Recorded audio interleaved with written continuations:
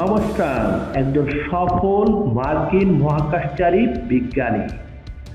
আমাদের পৃথিবী নামক গ্রহের বাইরে প্রথম মহাকাশচারী হিসেবে মহাবিশ্বে বা সৌরজগতের অন্তর্গত চন্দ্রগ্রহে বা চাঁদে অবতরণ করে প্রথম মানুষের পায়ের ছাপ রেখেছিলেন, যা ইতিহাস, যার এই রেকর্ডটা চিরকাল পৃথিবী যতদিন থাকবে ততদিনই রবে।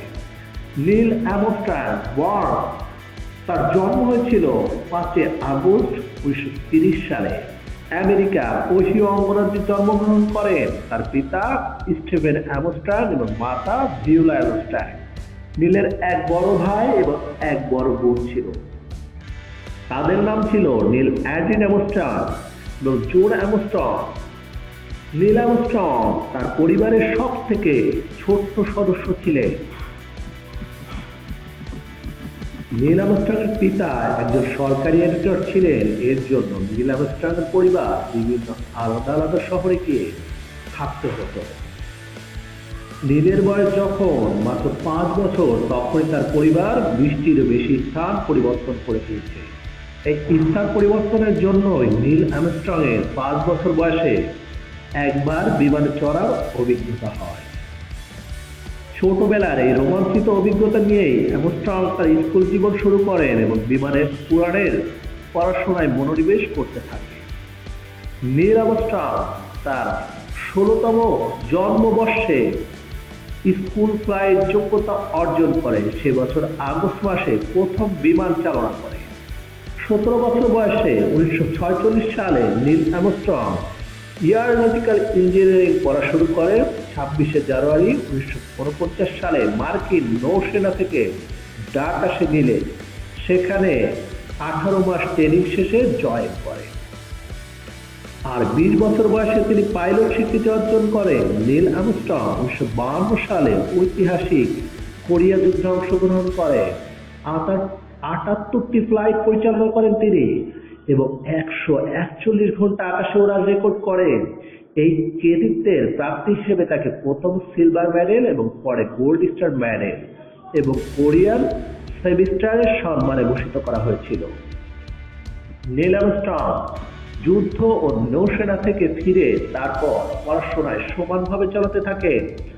1955 সালে Neil Armstrong aeronautical engineer BA উপাধি অর্জন করেন। পরবর্তীতে তিনি অ্যাপোলো 8 চন্দ্র অভিযানের কারিগরি সহযোগিতায় যুক্ত হন এবং অ্যাপোলো 11 মিশনে তাকে কমান্ডার নির্বাচিত করা হয় এবং নাসা সিদ্ধান্ত নেন চাঁদে নীল আর্মস্ট্রংকে প্রথম নামতে দেওয়া হবে।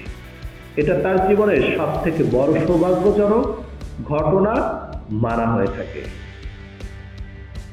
জুলাই 16, 1969 তিনজন নভোচারীকে নিয়ে অ্যাপোলো 11 মহাকাশের উদ্দেশ্যে রওনা হয়। এই সফল অভিযাত্রী নভোচারীর দল মোট সদস্য সংখ্যা ছিল 3 জন। তারা হলো নীল আর্মস্ট্রং, মাইক কলিং, বুজ অ্যালড্রিন। তার 4 দিন পর অর্থাৎ 20 জুলাই 1969 সালে আর্মস্ট্রং বুজ অ্যালড্রিন ডোনার মডিউল ল্যান্ডের চাঁদের মাটিতে অবতরণ করেন। তার মাইকিং কলিং অরবিটার ছিলেন সমস্ত তদারকির দায়িত্বে। ল্যান্ড মডিউল চাঁদের একটি কঠিন পাথরে এবং অন্ধকার অংশে অবতরণ করছিলেন। নীল আর্মস্ট্রং প্রথম মহাকাশচারী হিসেবে মডিউল থেকে মোয়ের মাধ্যমে চাঁদের মাটিতে নেমে আসেন এবং পৃথিবী নামক গ্রহের প্রথম মানুষ হিসেবে পদচিহ্ন এঁকে দেন চাঁদের বুকে। নীল আর্মস্ট্রং প্রথম তার পাটি চাঁদের মাটিতে রাখেন আর বলে ওঠেন, "This one small step for man, one giant leap for mankind." অর্থাৎ একটি ছোট্ট পায়ের চিহ্নটি মানব জাতির জন্য একটি বড় পদক্ষেপ। এর 20 মিনিট পর বুজ অ্যালড্রিন চন্দ্রে অবতরণ করেন এবং তারা দুজন 3 ঘন্টা 30 মিনিট এবং 40 সেকেন্ড চাঁদের মাটিতে অভিযান এবং বৈজ্ঞানিক তথ্য সংগ্রহ করে। তাদের এই সফল অভিযানে আমেরিকা একটি জাতীয় পতাকা চাঁদের মাটিতে ওড়ান এবং তার সাথে ভিডিও ধারণ করে। এই অভিযান নাসার সাফল্যের পরিচয় ও পরবর্তীতে মহাকাশের একাধিপত্য বিস্তার করে। এই অভিযানে সকলেই আমেরিকান এবং পৃথিবীর বিভিন্ন দেশ অনেকে সম্মানে ভূষিত হয়েছে।